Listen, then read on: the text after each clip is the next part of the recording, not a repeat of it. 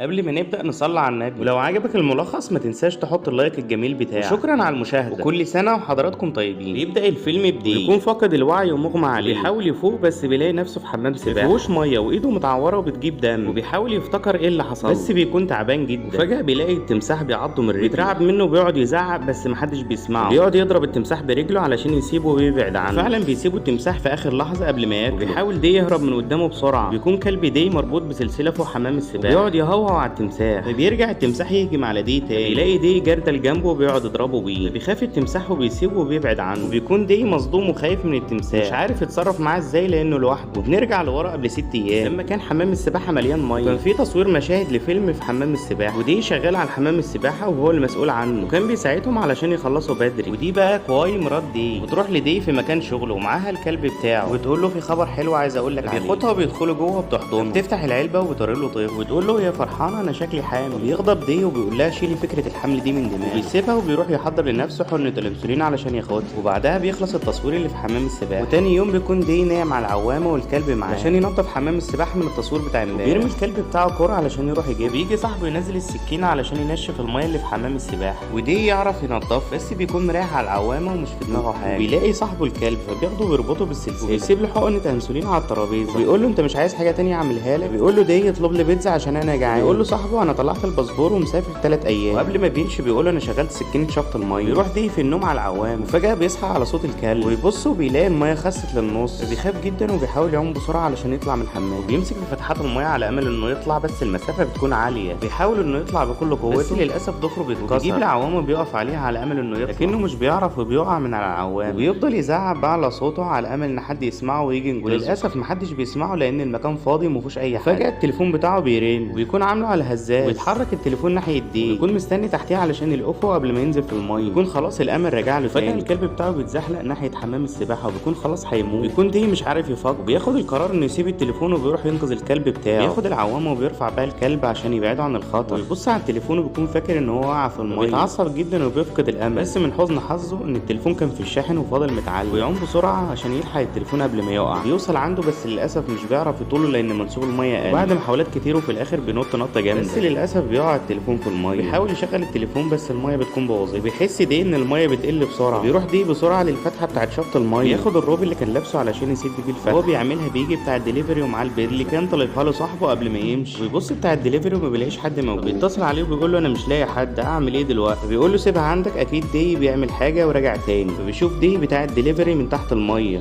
فبيحط البيتزا وبيمشي، وبيحاول دي يطلع بسرعه عشان يلحقه، بس السلسله بتاعت البنطلون بتشبك في الغطا اللي في الفتحه، وبيطلع بس بيلاقي بتاع الدليفري ماشي، فبيحس بالياس وبينام على العوام. وبتيجي كواي مراته وبتشوفه وبتلاقيه نايم، بتطلع فوق علشان تنط في حمام السباحه، تكون مش واخده بالها من انخفاض منسوب الميه، وهي بتنط الكلب بيعمل صوت، فدي بيصحى. فجاه بيشوف مراته وهي بتحاول تنط في حمام السباحه، بيصرخ بأعلى صوته علشان يمنعها، بتتزحلق وبتقع على راسها وبتنزل في الميه. فبيروح دي بسرعه علشان يشوفها، وبيلاقي الدم مالي المكان ومغمى عليه، فبيشيلها وبيحطها على العوام، وبيلاقي الجرح اللي في دماغها بيجيب دم كتير، بيسيبها وبينزل يجيب الروب بتاعه علشان يوقف النزيف. وبيدخل الليل عليهم بيكون مستوى الميه قل خالص لدرجه ان دي بيكون واقف على رجله، وبيسمع دي صوت الكلب وبيعرف ان في حاجه. فجاه بيشوف التمساح داخل عليه، وبيكون الكلب خايف منه وبيعمل صوت جامد، بيحاول دي يسكت الكلب لكنه مش بيعرف. فبيتزحلق التمساح من المواسير وبيقع في حمام السباحه، فبيترعب دي وبيكون خايف على كواي مراته. وبيجي تاني يوم وبينشف حمام السباحه، بيشوف دي التمساح قدامه، بيبص على كواي وبيلاقي اختبار حمل في جيبه، بيطلعه بيبص فيه وبيلاقيها حامل. بيخاف عليها اكتر عشان الحمل اللي في بطنها، وبيكون مش عارف يعمل معاها ايه، وبيقعد يتكلم معاها على امل ان هي تفوق من الغيب، وبيشوف الاصابه اللي في راسها علشان يطمن عليها، ويقعد يدور على اي حاجه علشان يربط بيها الجرح. فبيلاقي بكره لزق جوه بق التمساح، وفي الوقت ده بيكون التمساح نايم وفاتح بقه، فبيحاول دي يقرب منه وخايف، وهو بيحط ايده وبيصحى التمساح، فبيترعب دي وفي اخر لحظه بيخطف اللزق من بقه وبيبعد عنه بسرعه قبل ما ياكله. وبيروح لمراته يربط لها الجرح بشريط اللزق ويشدها علشان يبعدها عن التمساح، بيفتح غطا الصرف علشان يهربوا منه، بس للاسف التمساح بيكون اذكى منه وبينزل هو فيه، فبيتعصب جدا والياسي بيتملك منه، بيقعد يصرخ ويزعق على امل ان حد يسمعه ويجي ينقذه، بس مفيش فايده. بيقعد يفكر وبياخد القرار انه ينزل في ماسوره الصرف، بيكون خايف جدا لان التمساح في قلب الماسوره. وهو ماشي بيشوف اضاءه جايه من بعيد، فبيروح عندها وبيلاقي فتحه، فبيحاول يزقها بكل قوته علشان يطلع منها، بس بتكون مربوطه بحديد. في الوقت ده التمساح بيرجع تاني من الماسوره، بيقرب من كواي، فبيشوف دي التمساح وبيقرب من مراته، بيرجع باقصى سرعه علشان ينقذها منه، وبيمسك ديله في اخر لحظه وبيحدفه بعيد، وبيلاقي خشبه تحت رجله وبياخدها وبيخوفه بيه، بيخاف التمساح منه وبيبعد عنه، وبيبص دي وبيلاقي مراته فايقه، بيروح بسرعه يشوفها ويطمن عليه، وبيقعد يتكلم معاها، فبتقول له له انا حامل، وبيدخل الليل عليهم وكواي نايم على الكنبه، ودي قاعد حارسها من التمساح، ويبص على الكلب بتاعه بيلاقيه بياكل البيتزا اللي كانت فوق. فبيحاول دي يفهم الكلب علشان يحدف له علبه البيتزا، فعلا بيحدفها له، بياخد البيتزا يديها لكواي لانهم بقالهم 3 ايام ما كلوش. وبيجي تالت يوم بيكون الماء اللي معاهم خلص، فبيغمى عليه دي من العطش،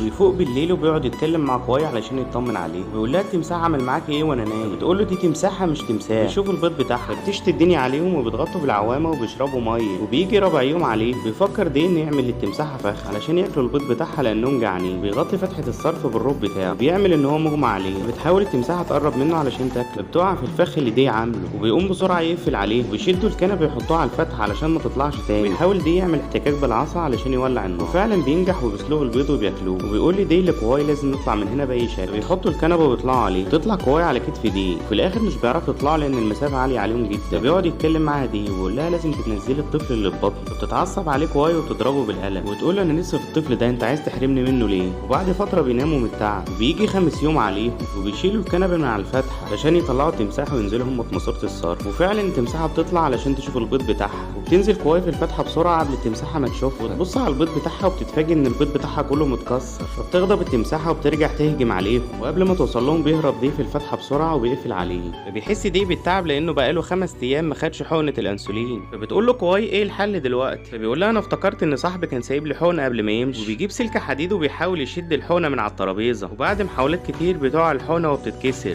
فبيفقد دي اخر فرصه ليه. فبتحاول كواي تتكلم معاه وتشجعه، وهو قاعد فبيحرك ايده، وبيتفاجئ بعلبه السجاير وفيها الانسولين بتاعه. نعرف ان العلبه وقعت من صاحبه في ماسوره الصرف، بياخد دي الحقنه وبيرجع له الامل من تاني. هم قاعدين فبيسمعوا صوت الكلب، بيبصوا على الفتحه فبيلاقوا طياره صغيره معديه من فوقيهم، ويقعد دي يصرخ بقى على صوته بس محدش بيسمعه. بيقرر انه يرجع لحمام السباحه على امل ان حد يشوفه وينقذه. تفضل كواي في ماسوره الصرف لوحدها، بيطلع من الفتحه وبيبص وبيلاقيها طياره لعبه. فضل دي يزعق بصوت عالي على امل ان حد يجي يساعده، وفي اللحظه دي بتقوم عاصفه هواء شديده وبتقطع السلك اللي كانوا منشرين عليه الهدوم بتاعته، وبيقع في حمام السباحه. وبيبدا دي يمسك في السلك علشان هو ده الحل الوحيد انه يطلع من هنا، بس للاسف بيكون سلك شائك وبيقطع في ايده وهو طالع، فبيستخدم الهدوم اللي كانت على السلك علشان يعرف يطلع، وبيكون خلاص قرب يوصل. وفي اخر لحظه بيفلت السلك وبيقع دي من على ارتفاع عالي، بتتكسر رجله وبيجيب خشب وبيعملها بشريط اللاز، وبعدها بيغمى عليه، ولما بيفوق بيلاقي ايده بتجيب دم، التمساحه بتعضه من رجله، فبيقعد يضرب فيها بالجردل فبتبعد عنه. فبيدخل الليل عليه وبتبدا السما تمطر، بيحاول يتخلص من التمساحه لكنه مش بيقدر، فبينزل في ماسوره الصرف علشان يهرب منه، وهو جوه بيشوف فتحه قريبه منه، فبيروح بسرعه وبيطلع منها، وبيكون فاكر ان خلاص كده هو طلع من حمام السباحه، بس للاسف بيلاقي نفسه في حمام سباحه تاني غير اللي كان فيه. بيتعصب جدا وبينهار وبيصرخ باعلى صوت لانه فقد الامل. بيجي اليوم السابع ونشوف 2 واقفين عند حمام السباحه بيدوروا على الطياره اللعبه بتاعتهم، بيحطوا السلم وبينزلوا علشان يجيبوها، بياخدوها وبيطلعوا. بيسمع دي صوت ناس جنبه، ويطلع بسرعه من ماسوره الصرف وبينادي عليهم باعلى صوته، بس للاسف مش بيسمعوا لانهم بعدوا عنه. فبيبص بيلاقي السلم اللي كانوا نازلين عليه، بيرجع له الامل من تاني وبيطلع بسرعه، بيكون خلاص هيوصل للسلم بس بتقف قدامه التمساح، الشر باين في عينيها وبتهجم عليه وتكون خلاص هتموته. وفي اخر لحظه بيلاقي دي خشبه وبيضربها في عينيها، فبتهرب وبتبعد عنه. فبيحاول دي بكل قوته انه يوصل للسلم، وقبل ما بيوصل بيتحرك البرميل المربوط في السلم، بيسحبه وبيطلعه بره، فبينهار دي وبيقع وبيغمى عليه، ونشوف كواي الميه بتزيد عليها وبيكون خلاص هتغرقها. وفي اخر لحظه وقبل التمساحه ما تخلص عليه بيفوق دي وبيبعد عنها بسرعه قبل ما تموته، وبيشوف دي الكلب بتاعه وبيكون عايز ينزله علشان ينقذه، بيحاول دي انه يمنعه بس مفيش فايده، فبينط الكلب علشان ينزله فبيتشنق في السلسله، فبيغضب وبيحزن جدا على كلبه، ويبص بغضب على التمساحه علشان هي السبب في موت الكلب. بيمسك حديده وبيهجم على التمساحه وبيخلص عليه، فبتكون خلاص كواي بتموت، فبيحاول يطلع على الكلب المشنوق بتاعه علشان يلحق مراته بسرعه وينقذها قبل ما تموت، وبيوصل للفتحه وبيلاقيها مقفوله باف، فبيجيب ماسوره وبيحطها بين الفتحه وبيتعلق فيها بكل قوته، وفي الاخر بتتفتح بس بتحدفه الماسوره بيكون خلاص هيقع في حمام السباحه. بيوصل لكواي وبيطلعها من الميه بس بتكون فاقده الوعي، وبعد محاولات كتير بتفوق كواي ويحضنها دي، وهي دي بتكون النهايه. سلام.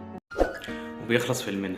ان عجبك الفيديو متنساش تشترك في القناه وتفعل زر الجرس عشان يوصلك كل جديد. اشوفكم على خير.